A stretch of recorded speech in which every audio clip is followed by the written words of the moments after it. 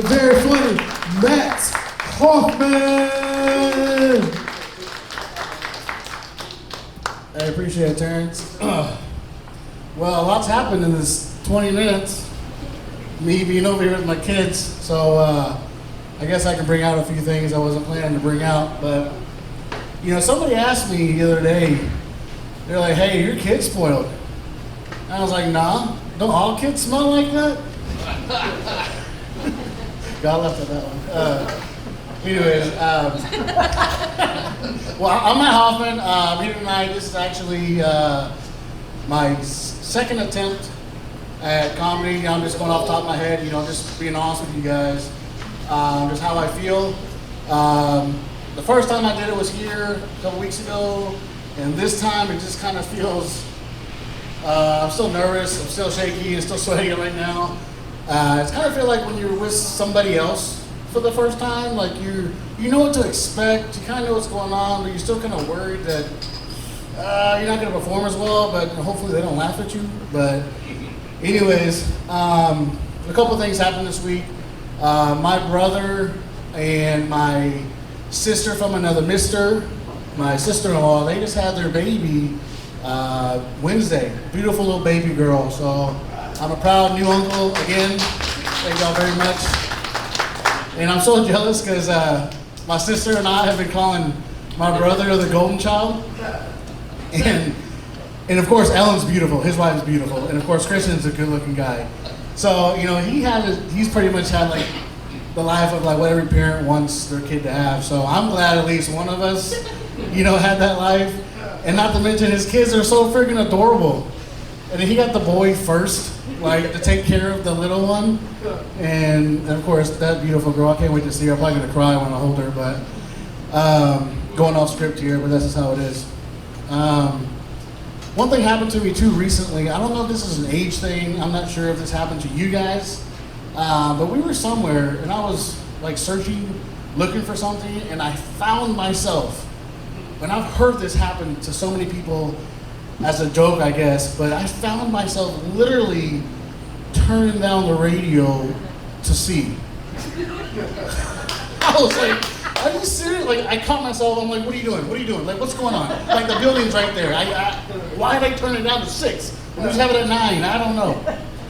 So, I kind of checked myself, like, look at myself, and I'm like, oh my God, I'm getting old. Or I'm aging. I don't know how that kind of intertwines. So, for you guys here, I have my kids this weekend. Yay! But I am excited. Also, I'm a little scared. Only because they love me physically and it hurts. As some of y'all saw. What I mean by that, they literally hit me. I don't know if it's an abusive relationship or this is how it happens to dads and daughters, I don't know. And I really thought about investing in like getting a full set of football pads.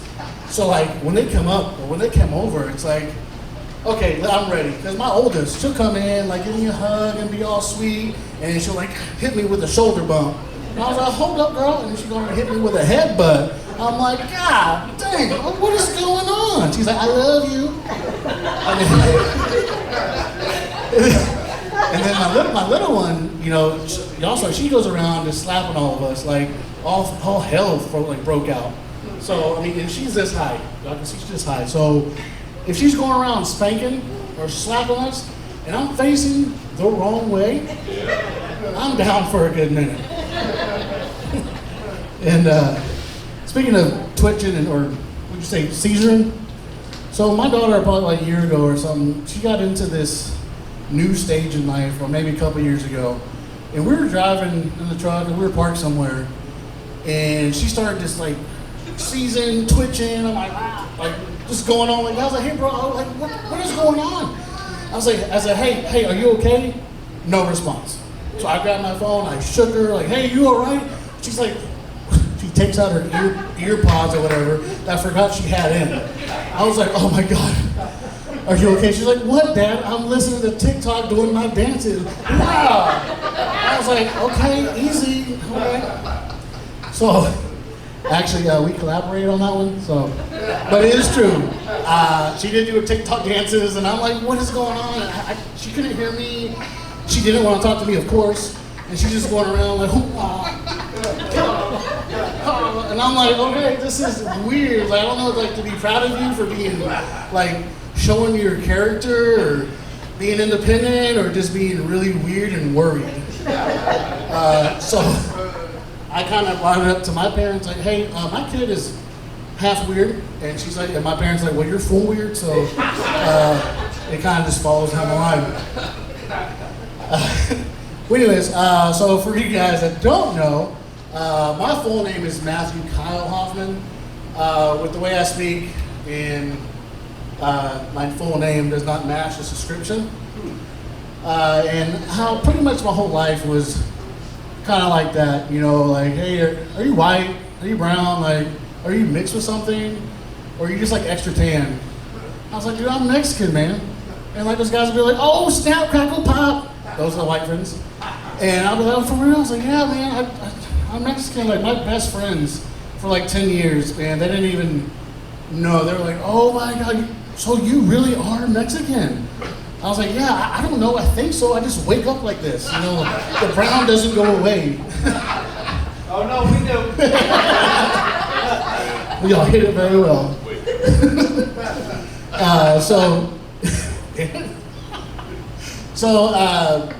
Like I said, pretty much being, growing up, having, being adopted, and, my parents, they're like German, all the European, Czech, Irish, all of them kind of twisty, kind of, well, they're white, and how that kind of got along was, I was adopted. So basically, one day, mom was like, hey, I want Mexican to go. So here we are, the chosen one. And with my brother and sister years later, mom was like, screw it, I hope they come out okay. And then my sister came along. No, just kidding, love her, but she knows. And so when I was a kid, when it was just me, the chosen one, by ourselves with my parents, we flew a lot. A lot. I mean, I thought that was the way of travel. Like, where are we going? Oh, we're going to Sam's. Okay, let's fly. But anyways, what I'm getting to is that I had to, or my mom had to, like, carry my birth certificate, with us. And I was like, I always wondered how that was. Like, Mom, you literally had to carry my birth certificate in the airport just to prove that you're not some crazy white people going around stealing Mexican babies. And she was like, yeah, that's just how it was. So I was like, oh, great. So I had my papers attached to my forehead like I'm some UPS package. What can Brown do for you? Make her a mom. So I go into middle school. Hey, Mom. So I go into middle school and, high school, I get to know everybody, all of those grades, those kids are always picking at you or picking at the smallest little things. And as they got to know me, because they're blessed to know me, but they got to know me and they're like, so you're brown, like Mexican, but like everything else is like white, like white. I was like, what are you talking about? It's like, well, you're brown on the outside and, white on the inside. I was like, oh yeah, that's what I am. They're like, so you're like a coconut, like the brown Twinkie, confused. I'm like, man, bro, that hurt deep. I mean, but confused, I knew that. That was pretty much a given, pretty much all my life. So back in high school, this is always funny to me now, not when I failed, but I took Spanish 1, Spanish 2 in high school. Yeah. I really wanted to get in touch with my roots because I'm Mexican, and I figured I might need to know some of the Espanol, so I gave it a go. Kind of like comedy. Anyway, so my second report card in Spanish 1, I failed. And I was like, how do you fail Spanish 1? It's basically, hola, gracias, donde está el baño? We're talking like about the weather in like some other countries. Like, I even remember they had to like, we had to memorize countries and capitals of like South America, and I still don't know why, kind of like math. But I did that. My parents had to come up, they met with the professor or my Spanish teacher, and they're like, hey, how are you? Come on in. And then I come in, they're like, hey, where's your parents? I'm like, well, right there. What's up, mom, dad? What's up? You know, however I was as a kid, or what's up, dude? And she was like, oh, so you really do have a hard time in Spanish. I was like, yes, ma'am. Yes, senora. So we get past that, and I finally go to college. I really, really wanted to learn Spanish. So this was a big thing for me. I really wanted to learn, and not just learn, Spanish from working in restaurants. I worked that for a couple years, and I learned a lot of bad words, and I hated that was my way of communication.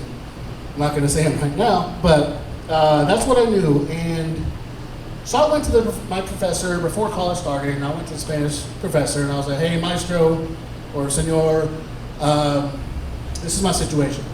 Everything about me, you know what? I'm not even Hispanic, I just look it. He's like, oh, okay, I understand. And then he's like, you know what? I'm going to put you into Spanish for heritage speakers. And I was like, ah. He goes, you're a Mexican. And I was like, no, I am not taking Spanish for heritage speakers. Did you just see what I talked about? I'm Mexican. No, this is not happening. No. So I go to class for Spanish for heritage speakers, and he comes in. He starts speaking Spanish. And I was like, okay, you know what? I'm going to wing it. So he said something about a Libra or a book, so they all opened their books. I'm like, I opened my book. And I was like, all right, well, let's do this. And then they start like standing up, sitting down, standing up. I'm like, what the heck is going on? And I was like, oh God. I thought we were in church for a second. You know them Catholics. It's okay, I can say that, I'm Catholic. But they go on, and speak more Spanish. They bring out notebooks, pens, start writing stuff. They go back and speak back to him in Spanish. And I'm like, there's no way. No, I am done. So I raised my hand and spit out only thing I could remember from high school. And I said, gracias, ¿dónde está el baño? Yeah, we good?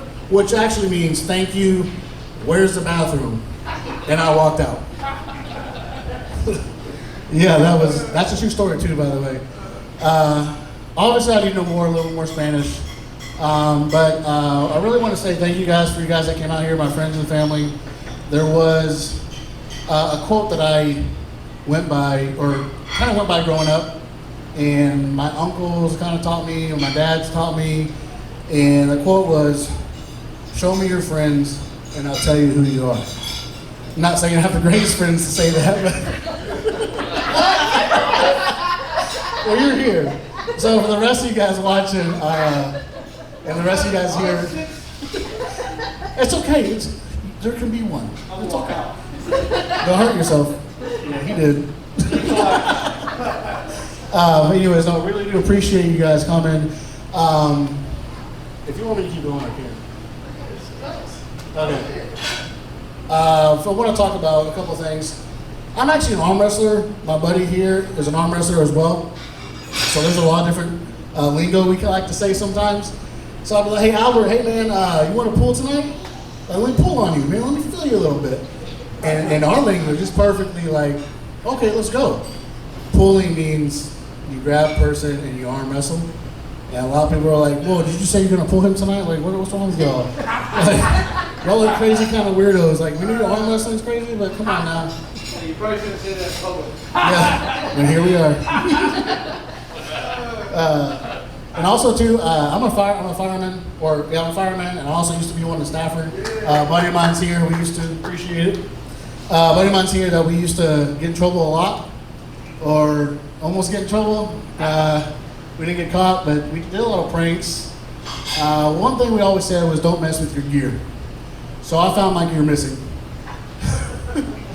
We go on a call, and I was like, you guys, if Chief finds out, man, I'm gonna be so in trouble. I'm in a call, we're going. And I was like, we better not get a fire call. We better not get no call where I need my gear. So I'm sweating, I'm soaking sweat, just raw, like so pissed at these guys. And we drop a fire call. And I was like, of course. So I am so pissed and like freaking out. and all of a sudden my gear comes flying right next to my feet. I was like, oh my God! I mean, I was really, really like scared, worried, sweating bullets. I mean, because I was so afraid like Chief would find out, or I show up on scene and look like a rookie that forgot the gear at the station. But that was just only one of many things that happened. And I'm going to go off on something here too. So I'm a big brother to my sister and my younger brother. And so there's a 6-year gap between us. You know, we had an opportunity I had the opportunity to be the chosen one for a long time. 6 years, that's a long time. And when my brother came into the world, I thought it was the best thing ever. I got my bro, got another dude around. I just loved it. And then when my sister came along, when she was in the belly, my mom's belly, because they didn't want to go out, they home cooked. I was so mad at first, like, oh my God, I don't want a girl. I don't want a sister. They cry too much. Even though my brother cried more. So anyway, my sister came into the world, and I was like, it just felt like the blessings of a brother to a sibling that you could not describe. It was awesome. And then, anyways, as you fight, as you know, we were kids and we fought all the time, and especially my brother always talked crap, like, it didn't hurt, and until you really hurt him, he's like, Mommy, that hurts, like, really, bro, like, he's like, well, it didn't hurt at first, I'm like, come on. And then Allison would always like to try to fight Christian, my brother, and it was like, and my mom always said, one day, Christian's gonna get a little older, a little bigger than you, and he's gonna knock you out. And it happened. Well, back to fighting and all, for me and my siblings. So they would always use this, use this fight, mainly my brother, because I was brown. And Mom and Christian would be like, well, you're brown. I was like, well, you're white. Stop it. He's like, well, and I would always, whatever he would say, some stupid insult, and I would always come back. I was like, well, bruh. I was like, I am the chosen one. Mom handpicked me. She wanted me. They went out and got me. They got stuck with you. What about Allison? She's still suffering with Allison.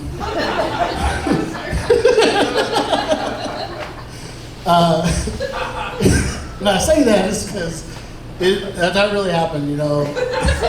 They're like, well, why are you brown? You don't look like us. I'm like, I don't have to look like you. I am me on my own. And I was like, because my brother and sister, they were little savages. Like, I had my first concussion, and I'm 6 years old. I'm a teenager playing football, you know, for school, and I had my first concussion from my little rinky-dink brother. And I was knocked out in the house. We were playing football, and I'm like, I got you. I had to get on my knees to play with him. And one time, I went just to fake tackle him. He thought he was hot stuff and kneed me right in the head and knocked me out. So my brother gave my first concussion. And my sister is just my sister, but I love them. I love them both. I got myself rambling on here just because I'm practicing some of my material I wrote. I hope you don't mind. It's just in the works too, guys. One more thing, Albert, I appreciate you filming. You guys came here. You kind of got insight on more of my life, kind of growing up. And anyways, just thank y'all very much. I'm Matt Hoffman. Thank y'all. Give it up for Matt Hoffman.